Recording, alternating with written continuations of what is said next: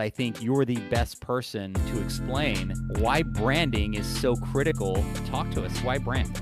It's so self-evident to me that branding, digital reputation, digital influence, digital community building, all of that is the equivalent of going to broker previews, going to open houses, and meeting agents. It's marketing and prospecting 2.0. And so when someone has a marketing plan to I'm going to go and see this many agents per week, per month, I'm going to send this many follow-ups, do this many cold calls, try to set this many appointments, right? This is very traditional retail mortgage banking 101. That's how you got business.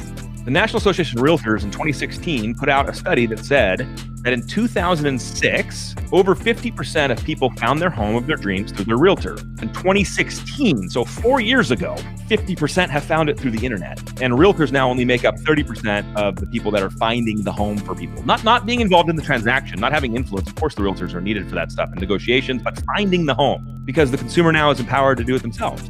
And so if the consumer's taking more control of who they work with, why they work with them through this magical device in our pockets, and loan officers aren't going to show up there. They're just going to play in somewhere else down the stream of the process. You're screwed.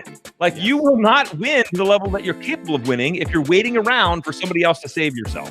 You have to go digital now. You have no choice.